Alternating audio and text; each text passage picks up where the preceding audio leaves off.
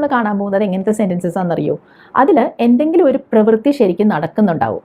അപ്പോൾ അങ്ങനെയുള്ള തരം സെൻറ്റൻസസിന് എങ്ങനെയാണ് ചോദ്യങ്ങൾ ചോദിക്കുക എന്ന് നമുക്ക് മനസ്സിലാക്കാം. അപ്പോൾ ഞാനൊരു ഉദാഹരണം പറയാം. അവൾക്ക് ഐസ്ക്രീം ഇഷ്ടമാണ്. അതെങ്ങനെ ഇംഗ്ലീഷിൽ പറയാം? ഷീ ലൈക്സ് ഐസ്ക്രീം അല്ലേ?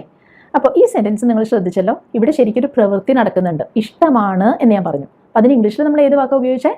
ലൈക്ക്. അപ്പോൾ മുൻപ് നമ്മൾ കണ്ട സെൻറ്റൻസസിലെല്ലാം വേർബായിട്ട് ക്രിയയെ കാണിക്കുന്ന വാക്കായിട്ട് വന്നത് ഇസ്, ആർ ഒക്കെ ആയിരുന്നില്ലേ? പക്ഷെ ഇവിടെ അങ്ങനെയല്ല. ശരിക്കും നമുക്കൊരു വാക്ക്, ഒരു വേർബിനെ കാണിക്കുന്ന വാക്ക് തന്നെയുണ്ട്, ലൈക്ക്. അപ്പോൾ അതുകൊണ്ട് തന്നെ ഇവിടെ ഒരു ചോദ്യം ചോദിക്കണമെങ്കിൽ രീതി വ്യത്യസ്തമാണ്. അപ്പോൾ എനിക്ക് ചോദിക്കേണ്ട ചോദ്യം ഇതാണ്: അവൾക്ക് ഐസ്ക്രീം ഇഷ്ടമാണോ? യെസ് ഓർ നോ ചോദ്യമാണ്. അതേ അല്ലെങ്കിൽ അല്ല എന്നല്ലേ ഉത്തരം കിട്ടുക. അപ്പോൾ ഇവിടെ നമ്മൾ ഇസ് അല്ലെങ്കിൽ ആർ എന്നൊക്കെ പറഞ്ഞ് ചോദ്യം തുടങ്ങാൻ പറ്റില്ല. കാരണം നമുക്കൊരു വേർബ് ഉണ്ട്, ലൈക്ക് എന്ന്, അല്ലേ? ഇതിന് മുൻപത്തെ ലെസണിൽ നമ്മളൊരു കാര്യം പഠിച്ചു. എന്തെങ്കിലും ഒരു കാര്യം ഇല്ല എന്ന് പറയാൻ നമ്മൾ 2 വാക്കുകൾ ഉപയോഗിച്ചിരുന്നു എന്ന്, ഡു അല്ലെങ്കിൽ ഡസ്. അതേ 2 വാക്കുകളുടെ സഹായം നമുക്ക് ഇവിടെയും വേണം ചോദ്യങ്ങൾ ചോദിക്കാനും. അപ്പോൾ ഡു ഉണ്ട്, ഡസും ഉണ്ട്. ഈ ചോദ്യം ചോദിക്കാൻ നമ്മൾ ഏത് വാക്കാണ് ഇതിൽ ഉപയോഗിക്കുക? ഷീ ലൈക്സ് ഐസ്ക്രീം എന്നാണ് ഞാൻ പറഞ്ഞത്. വേർബിൻ്റെ കൂടെ എസ് ഉണ്ട്. അതുകൊണ്ട് നമ്മൾ ഉപയോഗിക്കുന്നത് ഡസ് ആണ്, അല്ലേ? അപ്പോൾ ചോദ്യം എങ്ങനെ വരും? Does she like ice cream. അപ്പോൾ സെൻറ്റൻസ് ഷീ ലൈക്സ് ഐസ്ക്രീം. ചോദ്യം ഡസ് ഷീ ലൈക്ക് ഐസ്ക്രീം.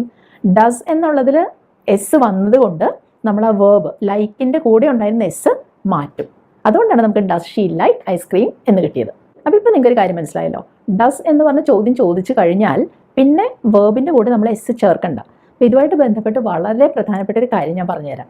ഇംഗ്ലീഷിൽ ക്രിയയെ കാണിക്കുന്ന ഏത് വാക്കിനും ഏത് വേർബിനും 3 ഫോംസ് ഉണ്ടാവും, 3 രൂപങ്ങളുണ്ടാവും. ഉദാഹരണത്തിന് ഇവിടെ ലൈക്കിന് ലൈക്ക്, ലൈക്ക്, ലൈക്ക് എന്നീ 3 ഫോംസ് ഉണ്ട്. അപ്പോൾ ഇതിൽ ആദ്യത്തെ ഫോമിന് നമ്മൾ ബേസ് ഫോം എന്ന് പറയും. അതായത് ഏറ്റവും അടിസ്ഥാനപരമായിട്ടുള്ള ഫോം അതാണ്. അപ്പോൾ ആ വാക്ക് നോക്കൂ, ലൈക്ക്. അതിൻ്റെ കൂടെ ഞാൻ ഒന്നും ചേർത്തില്ല, എസ് ഒന്നും ചേർത്തില്ലല്ലോ. അപ്പോൾ ആ ഫോമാണ് നമ്മൾ ഈ ഡസ് എന്നുള്ള വാക്ക് ഉപയോഗിച്ച് കഴിഞ്ഞാൽ പിന്നെ ചേർക്കുക. അതുകൊണ്ടാണ് ഞാൻ ഡസ് ഷീ ലൈക്ക് എന്ന് പറഞ്ഞത്. ആ ആദ്യത്തെ ഫോമാണ് നമ്മൾ ഉപയോഗിക്കേണ്ടത്. ഇനി അടുത്ത സെൻറ്റൻസ് നോക്കാം. അവൻ ക്രിക്കറ്റ് കളിക്കാറുണ്ട്. അതെങ്ങനെ ഇംഗ്ലീഷിൽ പറയാം? ഹീ പ്ലേസ് ക്രിക്കറ്റ്, അല്ലേ? അപ്പോൾ ഇവിടെ വേർബ് ഏതാണ്? ക്രിയയെ കാണിക്കുന്ന വാക്ക് ഏതാണ്? പ്ലേ അല്ലേ, കളിക്കുക എന്നുള്ളത്. എനിക്കിനി ചോദിക്കേണ്ടത് അവൻ ക്രിക്കറ്റ് കളിക്കാറുണ്ടോ? അപ്പോൾ അതൊരു യെസ് ഓർ നോ ചോദ്യമാണ് കേട്ടോ. അപ്പോൾ ഇവിടെ നോക്കൂ, ഹീ പ്ലേസ് എന്നാണ് ഞാൻ പറഞ്ഞത്. വേർബിൻ്റെ കൂടെ എസ് ഉണ്ട്. അതുകൊണ്ട് തന്നെ നമ്മളിവിടെ ഡു ആണോ ഡസ് ആണോ ഉപയോഗിക്കുക ചോദ്യം ചോദിക്കാൻ? ഡസ് അല്ലേ? അപ്പോൾ ചോദ്യം എങ്ങനെ വരും? ഡസ് ഹീ, ഇനി ശ്രദ്ധിക്കണം, പ്ലേസ് എന്നുള്ളതിൽ എസ് പോകണം. Does he play cricket? അവൻ ക്രിക്കറ്റ് കളിക്കാറുണ്ടോ? അതാണ് ചോദ്യം. അപ്പോൾ ഇവിടെ ഞാൻ ഉപയോഗിച്ചത് ഈ പ്ലേ എന്ന് പറഞ്ഞ വേർബിൻ്റെ ആദ്യത്തെ ഫോം, ബേസ് ഫോമാണ്. അതുകൊണ്ടാണ് ഞാൻ ഡസ് ഹീ പ്ലേ എന്ന് പറഞ്ഞത്. എസ് ഒന്നും ചേർത്തിട്ടില്ല. ഇനി അടുത്തത്, ജോൺ പുസ്തകങ്ങൾ വായിക്കാറുണ്ട്. ഇംഗ്ലീഷിൽ എങ്ങനെ പറയും? John reads books. ഇനി ജോൺ പുസ്തകങ്ങൾ വായിക്കാറുണ്ടോ എന്നാണ് ചോദ്യം. ജോൺ ഒരാളാണ്. ആ വേർബ് നോക്കൂ, ജോൺ റീഡ്സ് എന്നാണ് പറഞ്ഞത്, എസ് ഉണ്ട്. അതുകൊണ്ട് തന്നെ ഞാൻ ഡസ് ചേർത്താണ് ചോദ്യം ചോദിക്കുക. Does John read books? ഇനി അടുത്ത സെൻറ്റൻസ്, ജോണിന് പനിയുണ്ട്. അപ്പോൾ അതെങ്ങനെ പറയുക? John has fever. ഇനി എനിക്ക് ചോദിക്കേണ്ടത് ജോണിന് പനിയുണ്ടോ എന്നാണ്. അപ്പോൾ അതെങ്ങനെ ചോദിക്കും? ജോൺ ഒരാളായതുകൊണ്ട് തന്നെ നമ്മൾ ഡസ് എന്ന് ചേർത്തല്ലേ ചോദിക്കുക. അപ്പോൾ ചോദ്യം വരുന്നത് ഡസ് ജോൺ, അറിയാമല്ലോ. ഇനി ഈ ഹാസ് എന്ന് പറഞ്ഞ വേർബിൻ്റെ ബേസ് ഫോമാണ് നമ്മൾ ഉപയോഗിക്കുക. അപ്പോൾ ഹാസിൻ്റെ ബേസ് ഫോം ഹാവ് ആണ്. അപ്പോൾ ചോദ്യം എങ്ങനെ വരും?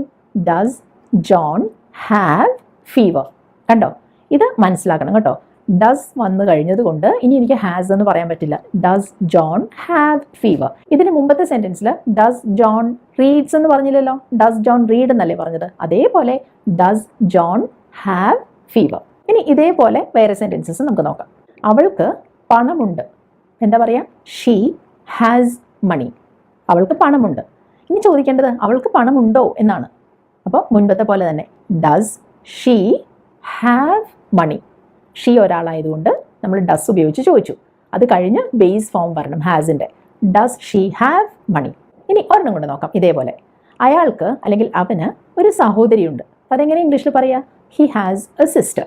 ഇനി ഇതിനൊരു ചോദ്യം ചോദിക്കണം. അയാൾക്ക് സഹോദരി ഉണ്ടോ? അതെങ്ങനെ ചോദിക്കുക? Does he have A sister? അയാൾക്കൊരു സഹോദരി ഉണ്ടോ? Does he have A sister?